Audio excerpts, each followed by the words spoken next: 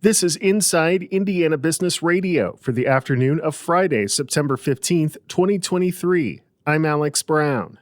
The city of South Bend is looking to reacquire a former car dealership property it sold to Granger-based Bare Hand Brewery for $1. The city says the brewery failed to redevelop the property near Four Winds Field after 7 years of stalled work and renegotiated deadlines. Executive Director of Community Investment, Caleb Bauer. I think everybody's excited about what Bare Hands was proposing here.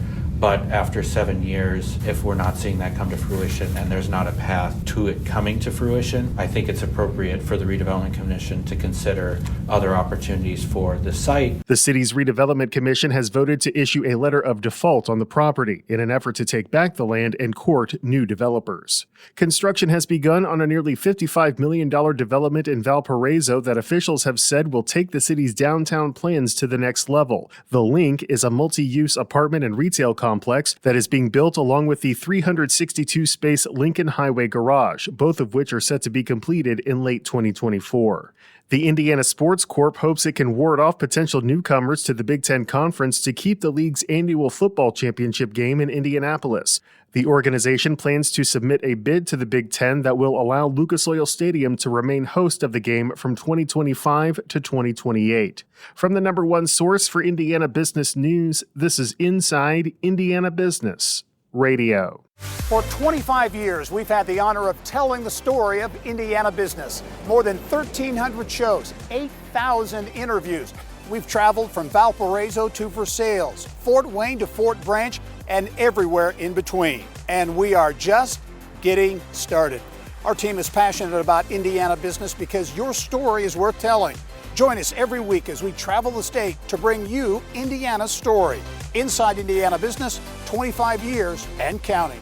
The Indiana Department of Natural Resources plans to use $5 million in state funding for repairs and restoration at McCormick's Creek State Park in the Owen County town of Spencer. The park was hit by an EF3 tornado on March 31st that caused severe damage to trees and various structures over a 282-acre area.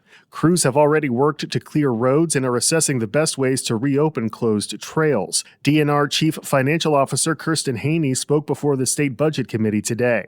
The initial request for funding will go towards the engineering and design, cabin repairs, group camp repairs, comfort station replacements, and other recovery work. The DNR said on its website that many of the thousands of trees that were damaged could be reused for other DNR projects or harvested for sale to a private contractor, the proceeds from which will go toward the park's restoration. The department is working toward a completion date of summer 2026. 2 new student-developed ice cream options will be sold Saturday in Ross-Ade Stadium as the Purdue Boilermakers take on Syracuse. The flavors, Boiler Chips and One Giant Scoop, were developed by students in Purdue's Food Entrepreneurship and Manufacturing Institute in partnership with Glover's Ice Cream in Frankfort. Boiler Chips is a new caramel chocolate chip flavor, while One Giant Scoop is an ode to an original vanilla recipe used in the Purdue University Creamery, which closed in 1969. A portion of the ice cream sales will support professional development opportunities for students in the College of Agriculture's Food Science Department.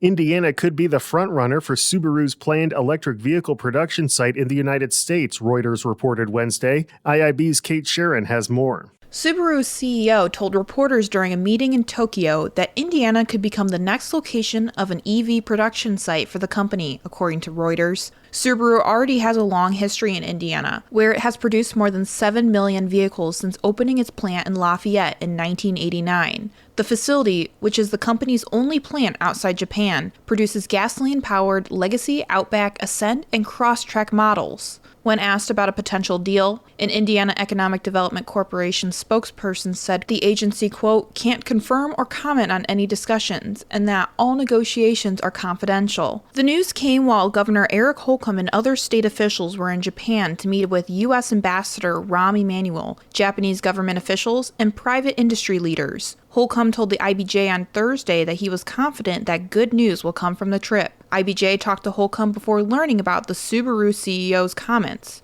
While there, Holcomb also visited Subaru's main domestic facility and met with executives of Toyota and Honda, which also have plants in Indiana, Reuters reported. The Japanese automaker has been producing the Solterra, its first mass-produced electric vehicle, at one of Toyota's plants in Japan. Subaru plans to launch 4 new EV models by the end of 2028.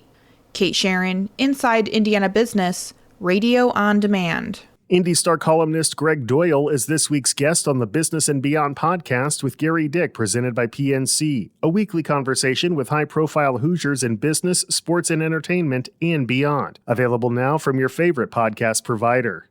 I'm Alex Brown for Inside Indiana Business Radio on Demand.